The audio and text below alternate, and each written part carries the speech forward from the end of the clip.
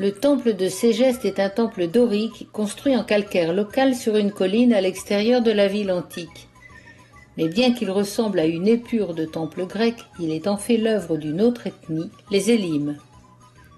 Son architecture est typique de la fin du 5e siècle avant Jésus-Christ. Il présente 6 colonnes en façade et 14 de côté. Le soubassement est à 3 degrés. Il semble que ce temple n'ait jamais été achevé. Les colonnes n'ont jamais été cannelées et les blocs du soubassement ont encore leur tenon de bardage non ravalé.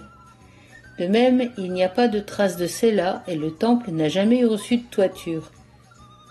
La ville de Ségeste a été détruite par les Vandales au 5e siècle.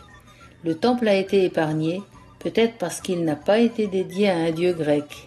Selon la mythologie, les Élimes seraient des Troyens descendants d'Élymos, fils bâtard d'Anchise, échappés du sac de la ville. Pour éviter d'être capturés par les Achéens, ils auraient traversé la Méditerranée pour s'installer en Sicile occidentale et se seraient fondus avec les autochtones.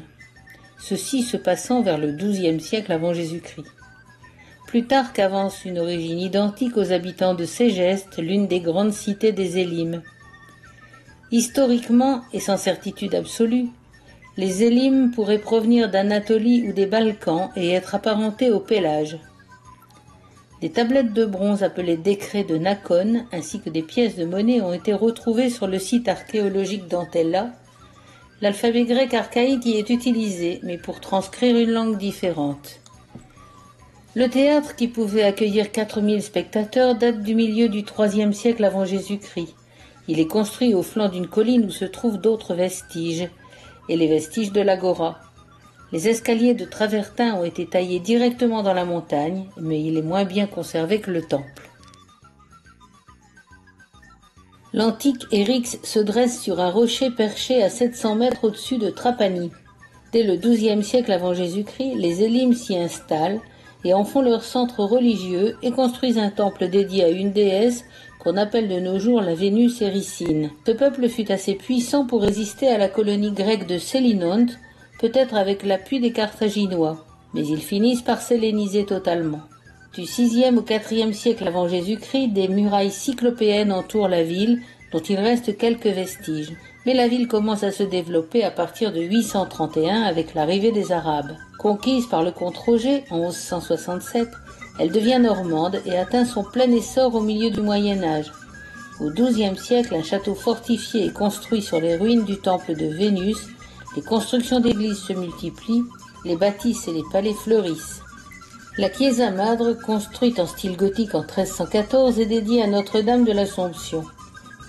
Le clocher était jadis une tour de garde durant la guerre des Vêpres siciliennes au XIIIe siècle, avant d'être transformé au XVe siècle.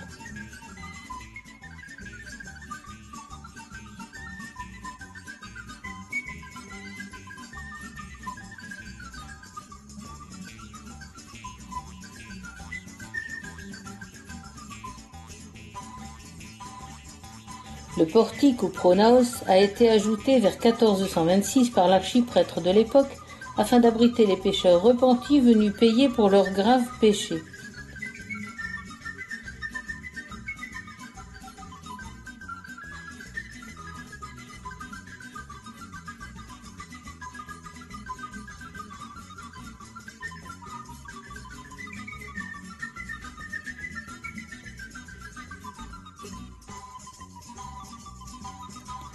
L'intérieur néogothique a été reconstruit au XIXe siècle. Il reste quelques œuvres précieuses, comme le rétable de marbre du maître-autel, œuvre de Giuliano Mancino.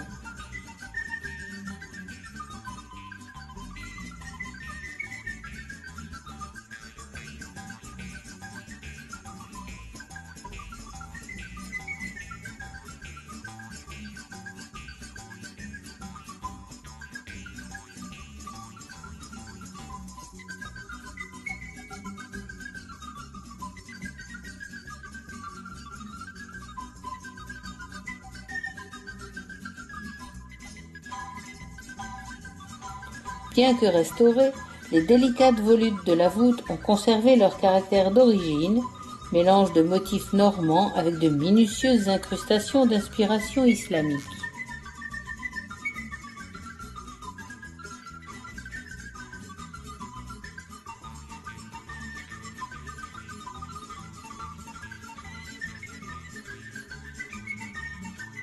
Le musée de l'église montre quelques pièces étonnantes comme les statues antiques, des reliques de saints, la tombe de Frédéric II en 1314 et un curieux hôtel double.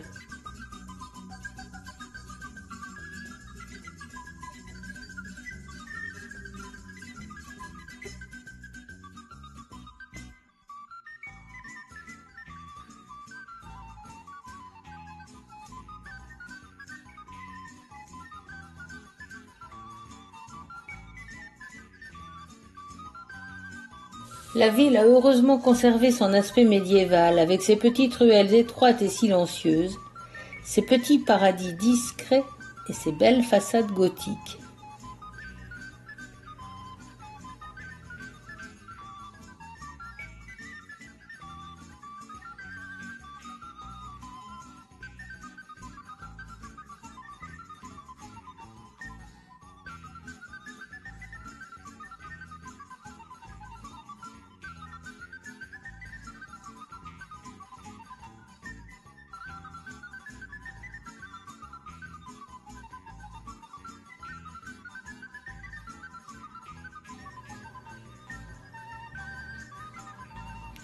Bien sûr, on arrive vite dans la rue touristique qui débouche sur une place au bâtiment Renaissance. La ville est renommée pour ses pâtisseries, ses pâtes d'amande, très appréciées, et ses marionnettes traditionnelles.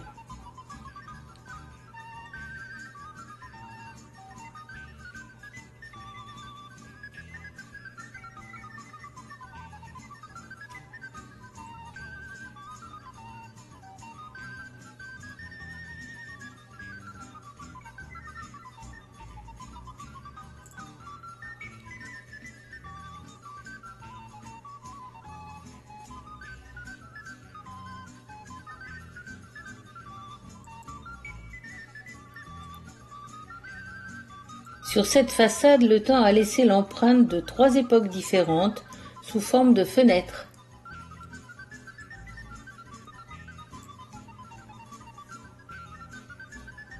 Ici, une influence gothique typique pour ce décor théâtral.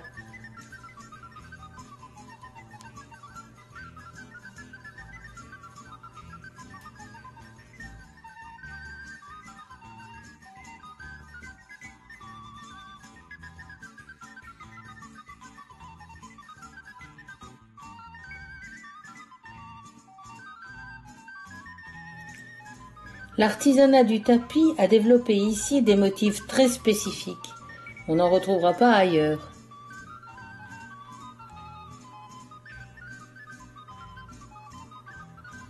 Et puis la céramique, un art sicilien majeur. Outre les têtes anthropomorphes dont je vous raconterai l'histoire un jour, on trouve ici des pièces, plats ou vases absolument modernes et de qualité exceptionnelle, dernier rejeton d'une tradition plus qu'antique.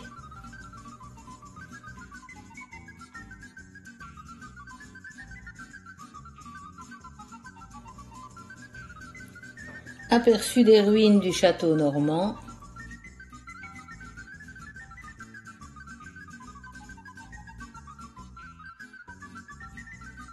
Et en repartant, on longe des salines au loin à l'horizon.